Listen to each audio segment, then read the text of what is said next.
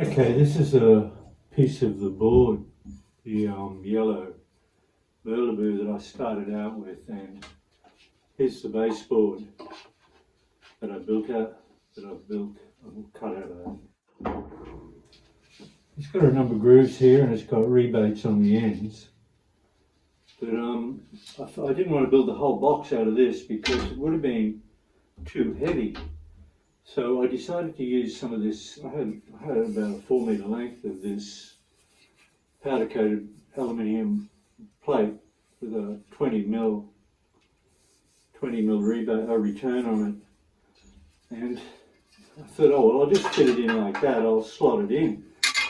But my little 2 mil end mill bit, it wouldn't go down 20 mil, so I had to go the first 12 mil with a 3 mil end bit, and then the next 8.5 mil with a 2 mil bit, because the 2 mil bit had a 3 mil shank, and that's why I had to cut in 20 mil on either side, and it's only 60 mil wide, so there's only 20 mil of real timber in the centre here. But this will be epoxied, and it'll be laminated between the alloy and the wood and the epoxy. It'll be stronger than, it'll flex less than steel, it'll be rigid. And yeah, so that's the story of how these rebates became so big. I didn't realise when I started what I was setting off by doing that. So when this aluminium plate slots in,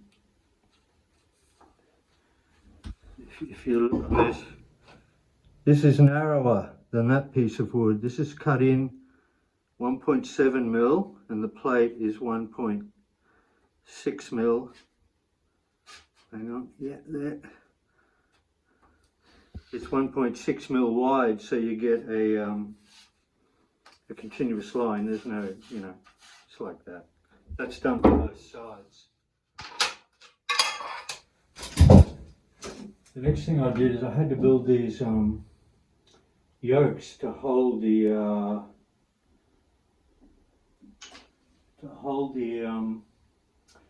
square itself, the Thales square. So they fit into these little key slots here. I don't know if you can see that, I hope you can. It's got a 2 mil cut off this side.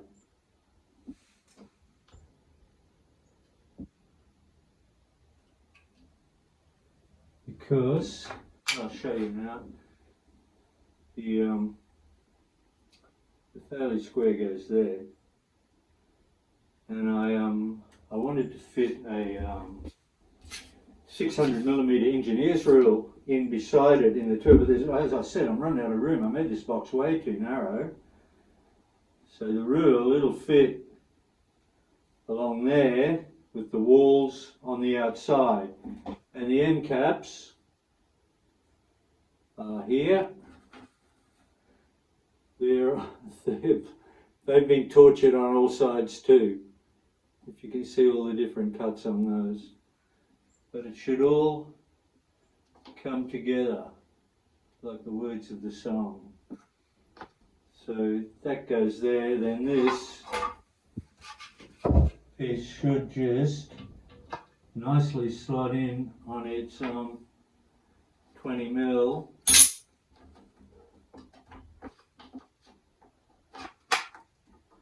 Like that. And this one will slot in on this side like that.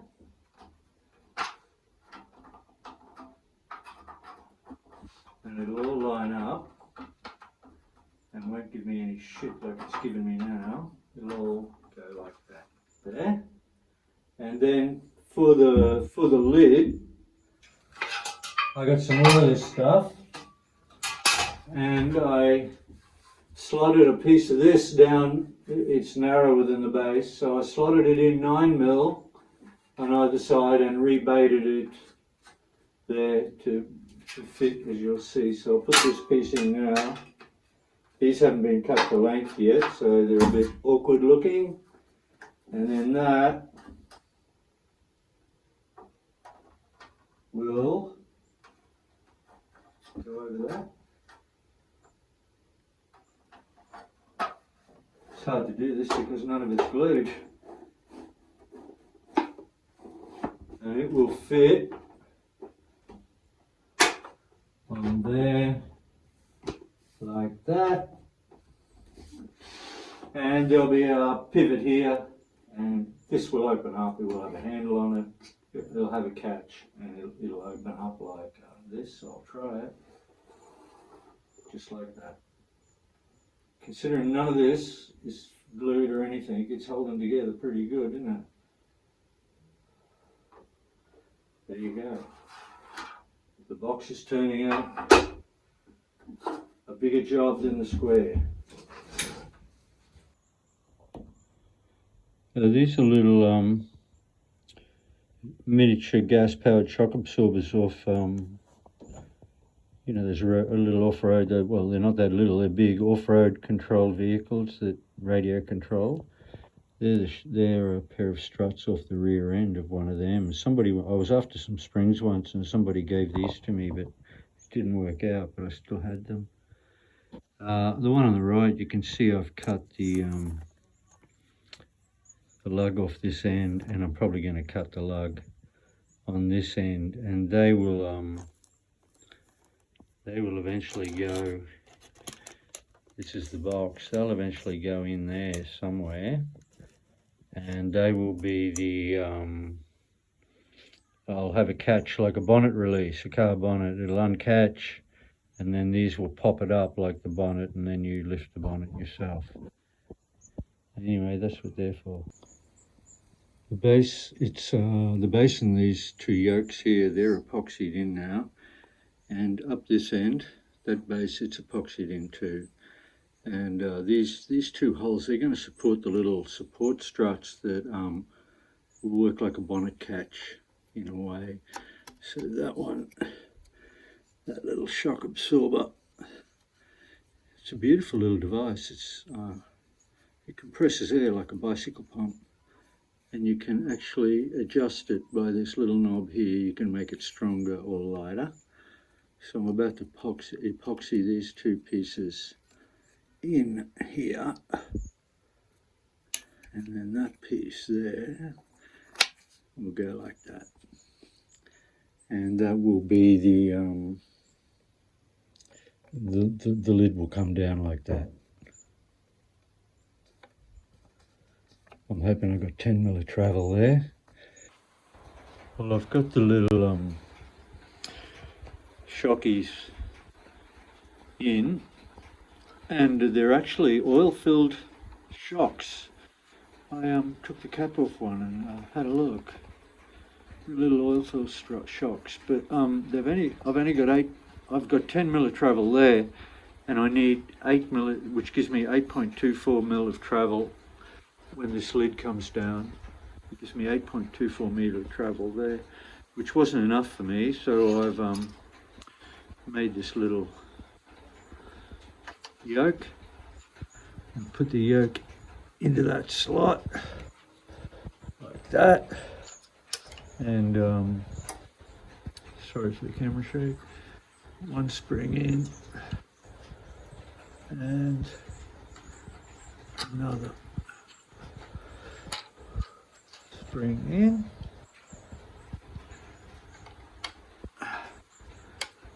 and that gives me the spring travel I need. Now this little spring yoke, it's probably one of the most complicated little bits of wood I've ever had to make. It has to cradle this, it has to cradle the actual square itself, and then when the lid comes down, it'll have it'll come down on these compression springs, and they'll go down almost to level with the top of the yoke. And so then its third duty is it holds this retraction spring, which I'm going to use to pull the lock. When the lock's in here, this spring will retract the lock. So this little piece of wood, it sort of became a pivot pin. I didn't plan it or anything. It just became a, because the space is so limited, it became it became fucking complex. There you go.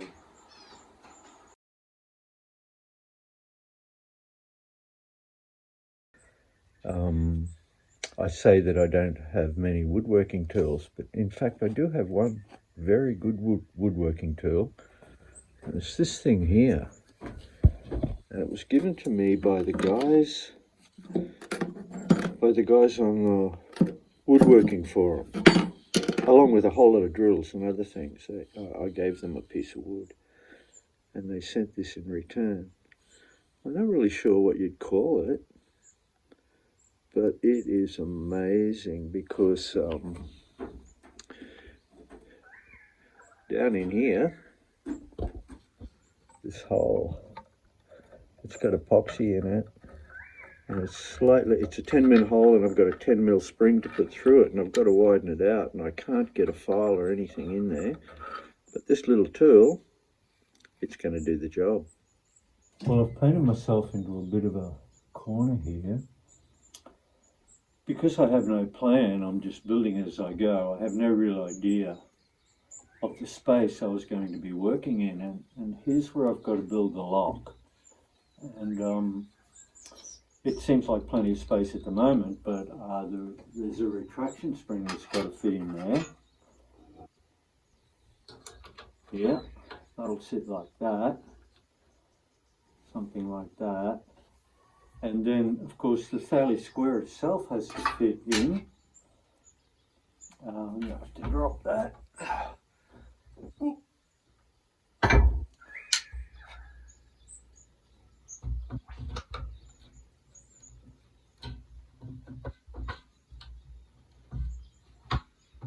So it sits there. Then this lid comes down and it rests 5mm above the top. That's a 5mm shim. So now I've only got 21mm of height to build this lock in. And the problem is I've got to compress these springs, and I've got to compress these springs, and I've got to be very careful about my travel because I've only got 5mm there, and in that 5mm, when I depress it against the springs, whatever sort of catches I have coming down, straddling this, coming down from this board, they'll have to go down into this baseboard. I'll have to slot them in. So they'll go down and they'll have to slot in. Then the lock will come around and they'll pop up on their spring, 5mm, and they'll lock against the lock.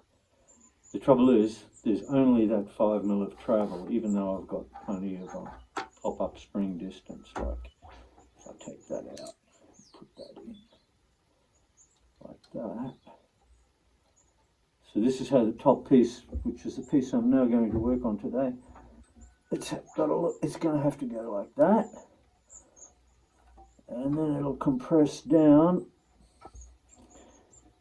and it'll hit this bottom spring, shock absorber rather.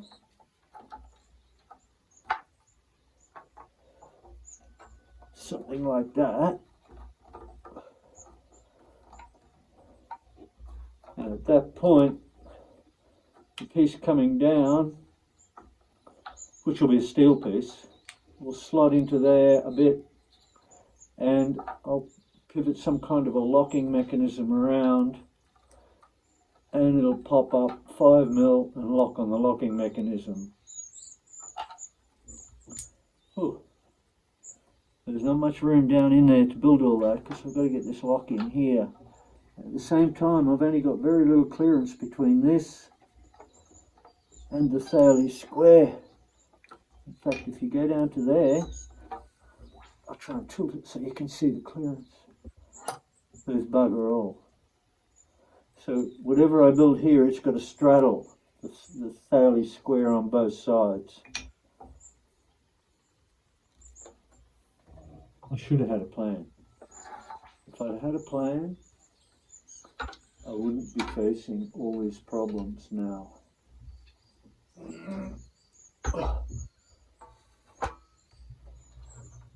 anyway, that's where we're at. There's a hold-up in the Bronx, Brooklyn's broken out in fights. There's a traffic jam in Harlem that's backed up to Jackson Heights. There's a scout troop short a child, cruise ships to an idle wild. Car 54, where are you?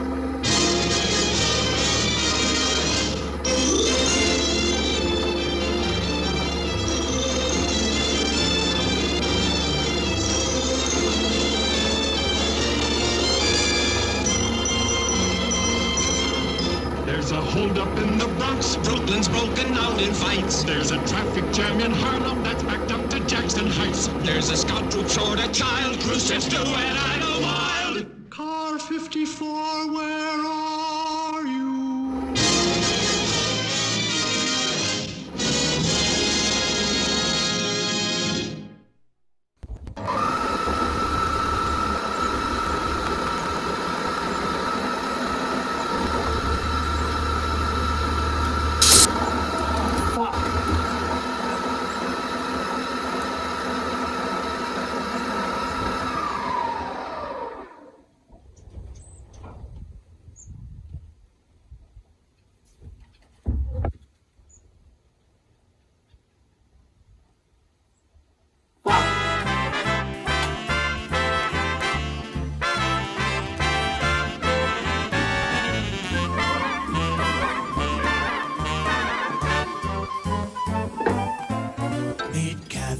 Lived most everywhere, from Zanzibar to Berkeley Square. But Patty's only seen the sights a girl can see from Brooklynites. What a crazy pair, but they're cousins, identical cousins all the way.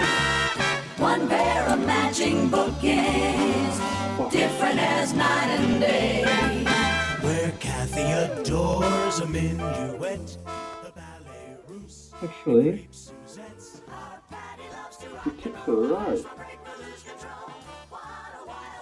We only broke the tank. Oh my gosh. Oh, fuck, there's 40 guys. At times they even talk alike.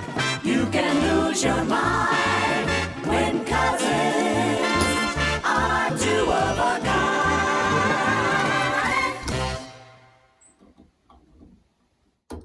Oh, fuck.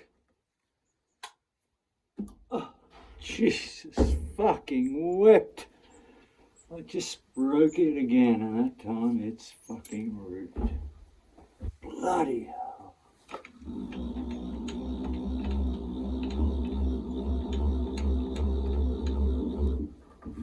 I think it's time for a joint and a coffee. When I get older, losing my head, many years from now, will you still be sending me a Valentine? Birthday greetings, bottle of wine. If I've been out till 2:45, would you lock the door? Will you still need me? Will you still feed me when I'm 64? Dum dum dum dum dum dum dum dum dum dum dum dum dum dum dum. You'll be older too. And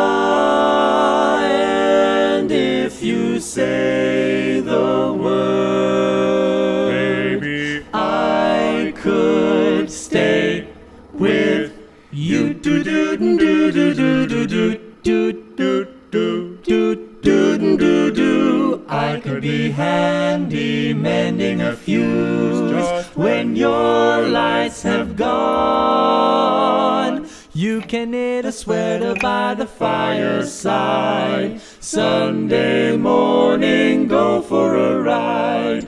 Doing the garden, digging the weeds. Who could ask for more? Will you still need me? Will you still feed me when I'm 64?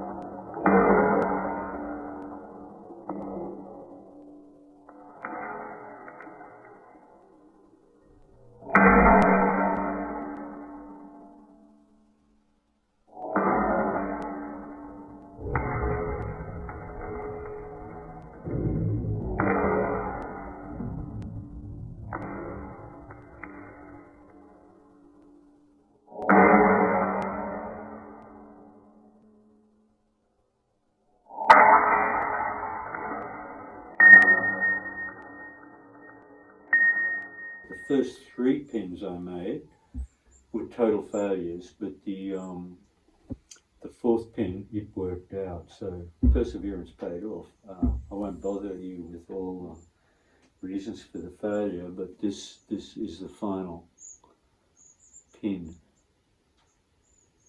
which I end up turning it down out of a piece of 18mm bar, and he will go, this piece here will go like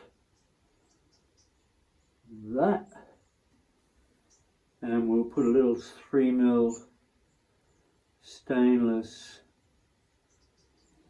screw in there. I'll Loctite this in for the final, when it's the final fit. It'll go like that.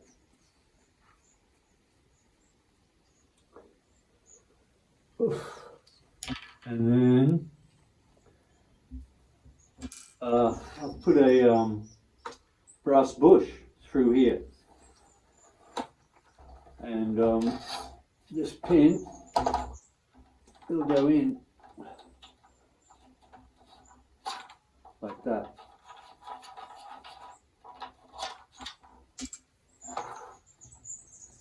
And when it's through, it'll have a washer and a fibre washer on it. And this will be the bolt. This is actually this piece of 4mm key steel. In fact, this is 4mm key steel as well. Key steel, it's much, well, for the woodworkers here, key steel is much harder than mild steel. It's very strong. And he will go in like that, and then this fella will go in on top of him. And the reason there's 2 here is because, I'll just try and line that up a bit.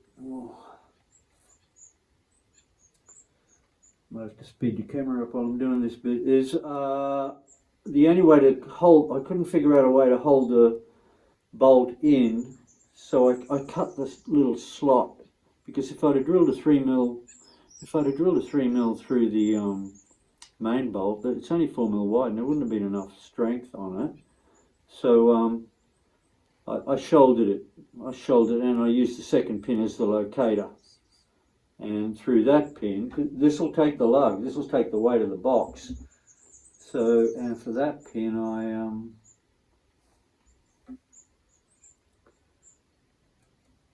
then I, as I said, I screwed the bolster in, and it goes together like that. I hope I'm working within focus there. And then, of course, this will come up and it'll have the washer and that through it, and then this will go on and it'll be Loctited, and basically it'll swing like that. It'll have this split pin through it here, and this will be cut off and folded, just, you know, it'll be like that, and then that split pin, it will attach to the spring, so it'll go like that.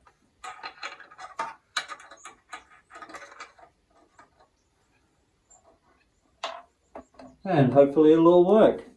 There you go. That's all assembled now. That's how the lock will work.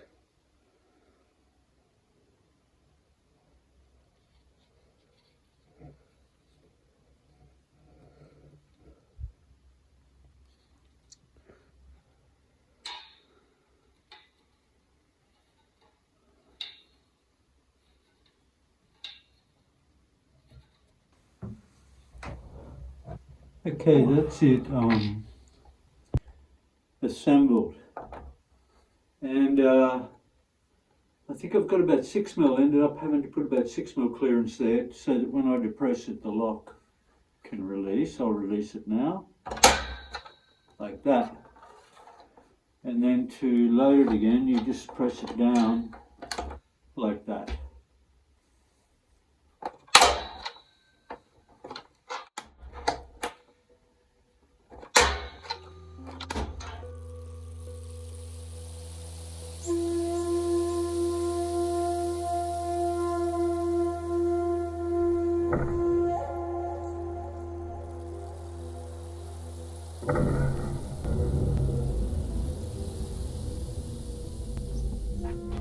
when I cut the baseboard out of this piece of timber,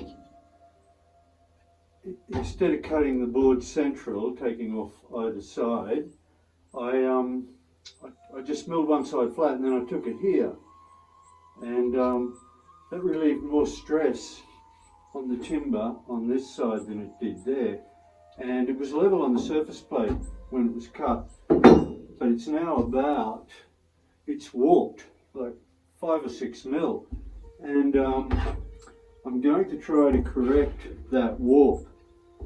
And I'm not too sure how successful I'm going to be. I've got the two vices, they're level and true, and the edges of these end boards, they've all been milled true as well. So this one's now held in the vise and it wants to twist. I've got to anti-twist it that way. So by pushing down here, there's a 5 mil gap, you probably can't see it. As well, under this vise I've shimmed the back up 1.6 mil, and that 1.6 mil is to overcompensate. So now it's the twist in it now is 1.6 mil the other direction, positive instead of negative. And like all I've got to try and hold it is this piece of aluminium, but aluminium it flexes and bends quite easily. But what it doesn't do is it won't compress and it won't stretch. So this is my my plan. Look, when you bend this, it always bends in an arc. It doesn't just kink. It always bends in an elliptical arc. And my guess is that when I fit it in here, like that, and I've got the vise held down, which I have, so now the thing is 1.6 mil positive, the opposite twist, that when I laminate it here with the epoxy, here and along here, it won't be able to flex back because it can't create the arc. It'll be laminated to this component and this component won't lend itself to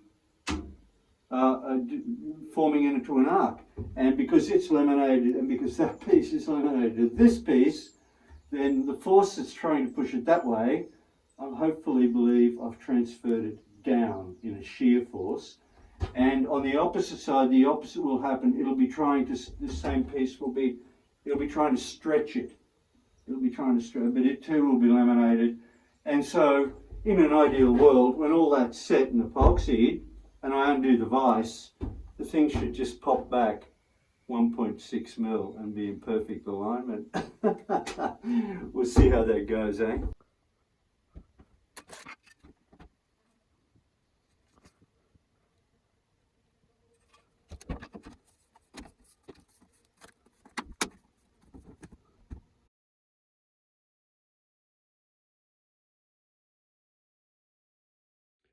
The epoxy is only it's only 12 hours old, and I shouldn't have really done it, but I've taken it out of the vise, but I'll put it back in the vise.